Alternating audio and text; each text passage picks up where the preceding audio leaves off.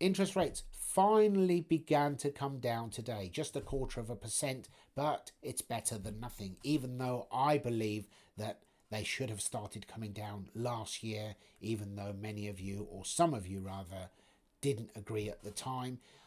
I maintain that the inflation we have suffered over the last year or two was a cost push inflation. It was not consumer led, and therefore punishing consumers, mortgage payers and businesses was not the right approach. Andrew Bailey decided to just keep hiking interest rates without even waiting to see what the effects would be, and yet it was he who was too late to the party in the beginning to have acted very, very quickly and drastically, which he didn't. And he then had the arrogance, was it last year sometime, to actually state on the record that people should just accept that they're now poorer. I'm sure you're aware what I think of that statement. How's this going to affect the property market?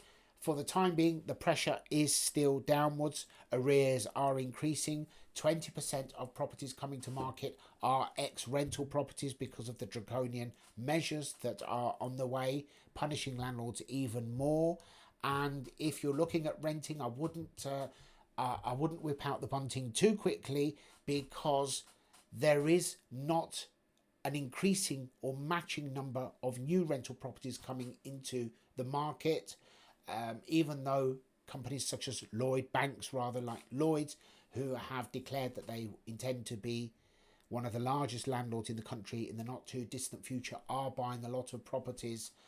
Unfortunately, there is politics at play, and we do have a large population of people who, as you may be aware, are going to be granted residency and will be taking up a lot of the rental stock over the next few months to 1 year, if not more. And I'm sure you don't need me to tell you that they will be considered a priority where social housing is concerned and that sort of thing. So the future for tenants, or for life being made easier for tenants at the moment, is unclear. Unless the actual numbers are tempered and the demand is tempered, then we will continue to have a problem.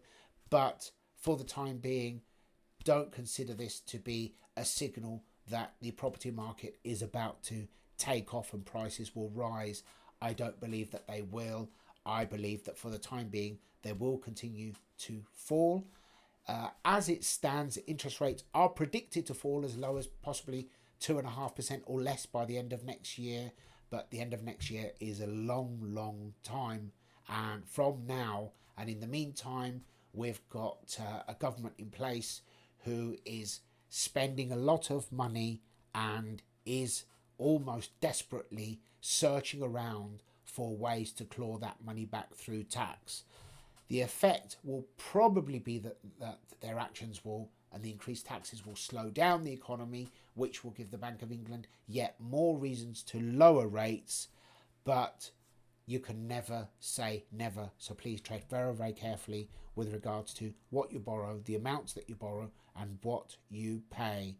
As always, please conduct your own research, because anybody connected with the industry itself normally issues information that is self-serving and not for your benefit. That's all for now. Thank you very much. Bye-bye, and I'll see you